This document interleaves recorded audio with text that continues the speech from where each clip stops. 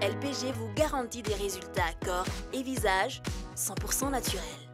En exclusivité chez Silhouette Institut, enceinte Tana Waterfront, un mot de vous. Silhouette Institut, la remise en forme par excellence, vous présente le journal.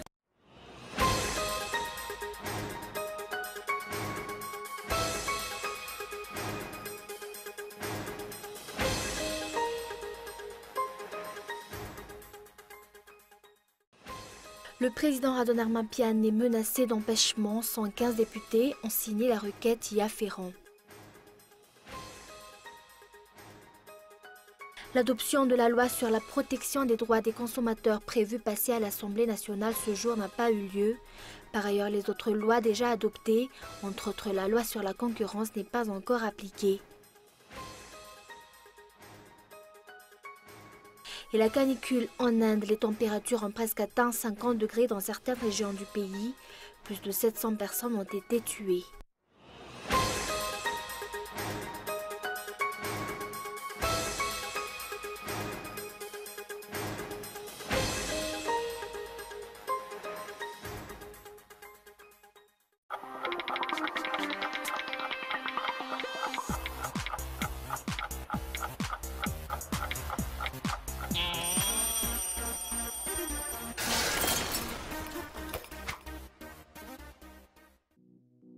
Avec la technologie d'amincissement par l'hypomodelage, vos graisses disparaissent, votre silhouette raffermie et resculptée et votre cellulite lissée. Les soins endermolites comblent et lissent les rides, raffermissent et redensifient la peau, redessinent l'ovale du visage. Sans douleur, sans chirurgie, la stimulation cellulaire LPG vous garantit des résultats corps et visage 100% naturels. En exclusivité chez Silhouette Institut, enceinte Tana Waterfront, un mot de vous.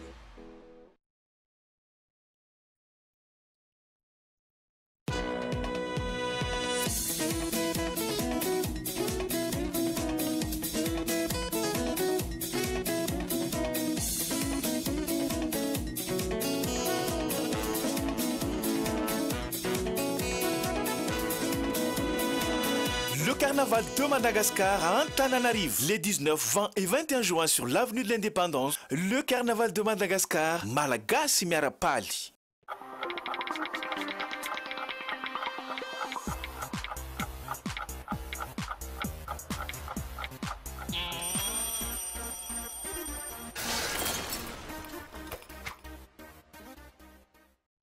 Bonsoir à tous et bienvenue dans ce journal. À la une des actualités de ce jour, le président Radon Armapian est menacé d'empêchement.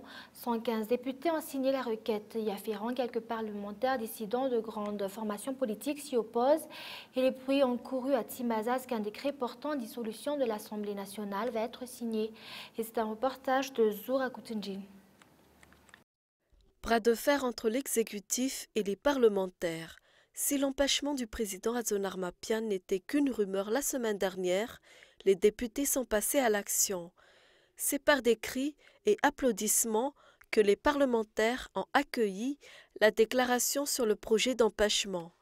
115 députés auraient signé ce document. Toutes les formations politiques ont été représentées dans la fronte. Certains députés TIM et des députés ralliés au HVM. Rassaf Njafit Louv, président du groupe parlementaire HVM, affirme qu'il ignore l'existence de cette requête d'empêchement du président Radon Armapian.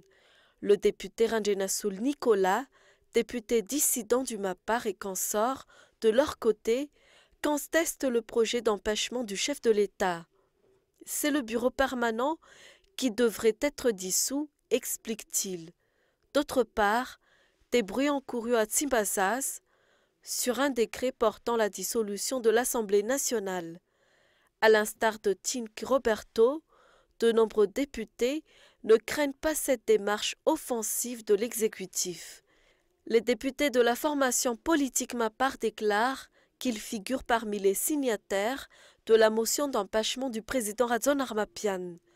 D'après Christine Razanamassou, l'exécutif n'est pas encore en mesure de sortir un décret portant sur la dissolution de l'Assemblée nationale, étant donné que la requête sur l'empêchement est déjà en cours. Un comité ad hoc a été mis en place à l'Assemblée nationale Après son adoption, la requête passera devant la Haute Cour constitutionnelle. Et après 3 semaines de session ordinaire, il n'y a eu que 2 propositions de loi adoptées à l'Assemblée nationale. Le gouvernement n'a-t-il plus rien à proposer aux députés ce jour? L'absence de loi adoptée est la raison pour laquelle la plupart des députés ne sont pas venus. Nombreuses sont les propositions de loi qui restent sans suite au niveau du gouvernement. Le gouvernement va-t-il encore attendre la dernière minute pour proposer des lois à adopter? Selon nos sources, 50% des projets de loi jugés urgents n'arrivent pas à l'Assemblée nationale pour une adoption. La dernière exemple étant la loi sur la CEI ou Commission électorale indépendante qui a été reportée de 1 mois. Les propositions de loi sont bloquées au niveau du gouvernement selon le député élu dans le district d'Atanambo-Manamputz, Asnandalan. À l'exemple des propositions de loi portant loi de finances rectificative, les lois portant financement des partis politiques, code minier et les codes de la communication. Cette dernière qui est encore un sujet polémique au niveau des acteurs de la communication. Selon les dires, tous les partis prenants n'ont pas été consultés lors de son élaboration. L'adoption de cette loi sur la code de la communication à l'Assemblée nationale dépend de l'emploi du temps du gouvernement pour la remettre dans l'ordre du jour. Le projet de loi portant code de la communication est aujourd'hui entre les mains du gouvernement. Les membres du gouvernement sont en train d'examiner tous les articles du code, du projet de code, et il est prévu de le faire adopter auprès de l'Assemblée nationale pendant la session ordinaire à partir de ce mois de juin. Les questions se posent. Qui est-ce qui va être dissous en premier, l'Assemblée nationale ou le régime Radonarma Pian? Jusqu'ici, seule la loi sur la protection des consommateurs et la proposition de loi sur la restitution des terres des colons aux paysans ont été adoptées. Et sur le plan économique, l'adoption de la loi sur la protection des droits des consommateurs prévue passer à l'Assemblée nationale ce jour n'a pas eu lieu. Par ailleurs, les autres lois déjà adoptées, entre autres la loi sur la concurrence, n'est pas encore appliquée. L'on importe encore plus de biens de consommation, d'articles vestimentaires, contre un taux infime de produits de rente à exporter. Et toutefois, la balance commerciale de Madagascar reste stable d'après les derniers chiffres de la Banque mondiale. C'est un reportage de Lydie Labiat. Avec un taux d'exportation infime, la balance commerciale de Madagascar est largement déficitaire. Produits de rente, produits textiles et produits miniers constituent l'essentiel des produits d'exportation de Madagascar. Pour l'année 2014, l'exportation de girofle a donné 269 milliards d'ariars, 276 milliards d'ariars pour la filière vanille contre 32 milliards d'ariars pour le litchi. Par ailleurs, l'exportation de nickel génère en moyenne 30 millions par mois d'après les estimations de la Banque mondiale. Par contre, les produits de consommation importés, tels l'huile, le sucre, les savons, dominent le marché local. Le manque de contrôle à l'entrée de ces produits au niveau de la douane en est la cause, explique un économiste. Ces 3 dernières années, la balance commerciale de Madagascar n'a pas remarquablement changé. Le taux d'exportation a connu une hausse de 14,6% pendant la période 2013-2014. Le déficit commercial s'est ainsi contracté d'environ 300 millions de dollars cette même période. Seul le retour des investissements directs étrangers ramènera l'amélioration pour la balance commerciale. Jusqu'ici, seule la loi 2005-020 gère le marché et la concurrence. Le projet de loi sur les droits de consommateurs n'est pas encore passé à l'Assemblée nationale. Et la température qui commence à chuter ces derniers jours sur le marché. Les couvertures fabriquées localement ont disparu des étals. Les commerçants des couvertures Made in China se plaignent de la baisse de la demande. Vendues moins cher, les couvertures de friperie sont les plus prisées. Reportage. Les vêtements chauds et les couettes commencent à inonder le marché. Les couvertures de fabrication locale sont délaissées au profit des couvertures importées. 45% des marchandises disponibles sur le marché sont de seconde main ou de friperie. Les 55% restants proviennent de Chine. Faute de qualité, les couvertures de fabrication locale n'arrivent pas à faire face à la concurrence. La balle de couette de friperie coûte en moyenne 500 000 ariars. Elle contient aux environs 40 couettes. Vendues entre 30 000 ariars à 100 000 ariars au détail, les couettes sont vendues 2 fois plus cher que leur prix de gros. Les commerçants arrivent donc à gagner jusqu'à 100% de marge bénéficiaire pour certains produits. Les vendeurs de couvertures importés de Chine de leur côté se plaignent de la baisse de la demande. Selon eux, les clients préfèrent acheter les couettes du friperie étant donné qu'elles sont vendues nettement moins chères. Le prix de ces couettes varie entre 30 000 arrières à 100 000 arrières. Il faut débourser 50 000 arrières de plus pour acquérir une couverture importée de Chine. Les couvertures fabriquées localement sont boudées par la clientèle. Faute de demande, les usines limitent leur production annuelle à 700 000 unités. Ces produits sont majoritairement expédiés dans les zones rurales. Et le budget de l'État pour les réhabilitations routières est insuffisant jusqu'ici. D'après les explications d'un technicien, aucune société ne veut prendre le risque de les financer, une des raisons pour laquelle les travaux restent en suspens. Le nouveau président de la délégation spéciale de la ville d'Antananarivo, de son côté, affirme que les réhabilitations reprendront bientôt. La rue d'Amatnakang vers Amboudiatouf a été inaugurée ce jour après avoir été réhabilitée en 10 jours. Reportage. Toutes les réhabilitations des rues de la ville ont été suspendues. Ici, aux 67 hectares depuis des mois, les routes ne cessent de devenir des ornières. Une situation qui risque de provoquer un grave accident. D'après les explications du technicien Giamien Bertin, aucune société ne veut prendre le risque de financer ces réhabilitations, une des raisons pour laquelle les travaux restent en suspens. La question se pose, où sont les financements étrangers? Qu'est-ce qui se passe au niveau de la commune urbaine d'Antananarivo? Le nouveau PDS Ramiramanana Joseph a affirmé ce jour que les réhabilitations reprendront bientôt. Jusqu'ici, plusieurs rues sont laissées en piteux état. Il y a celles qui ont déjà été réhabilitées, mais après quelques jours, les dégâts reviennent.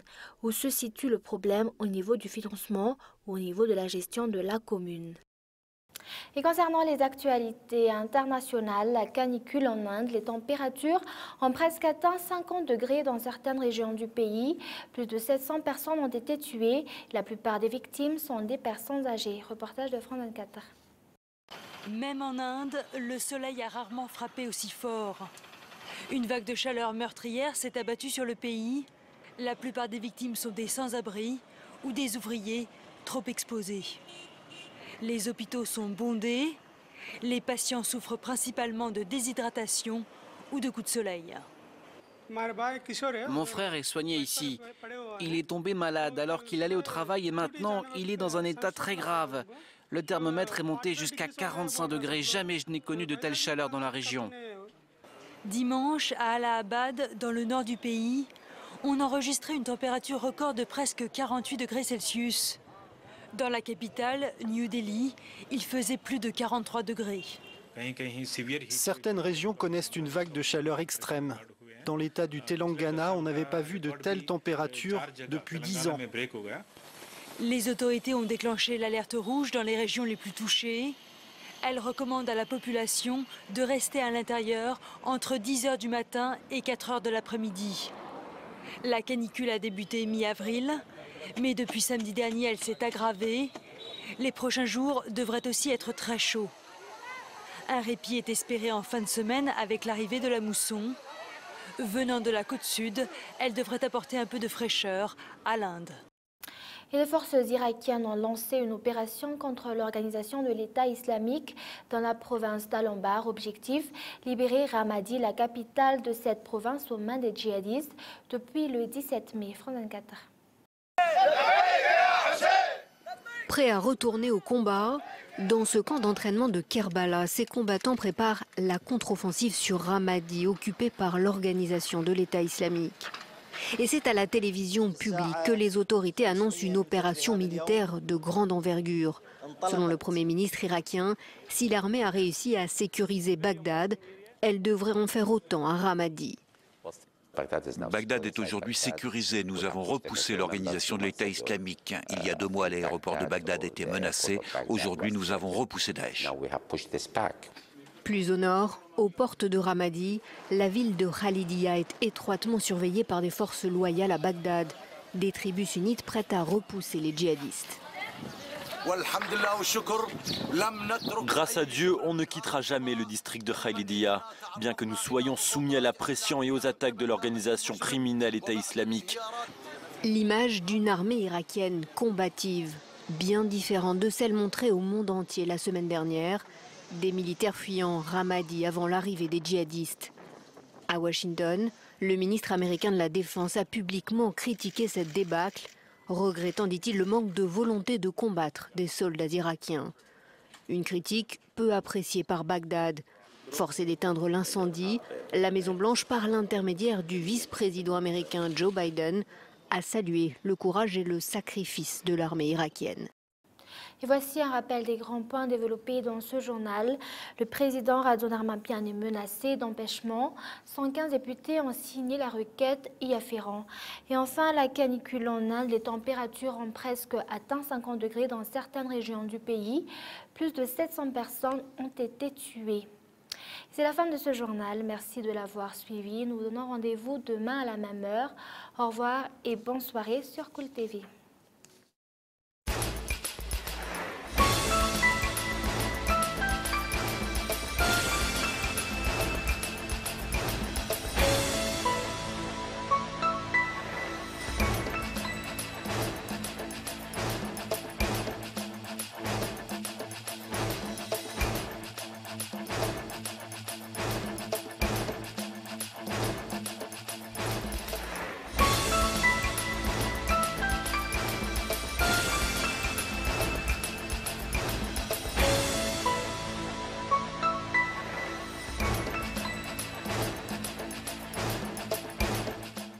C'était le journal avec Silhouette Institut.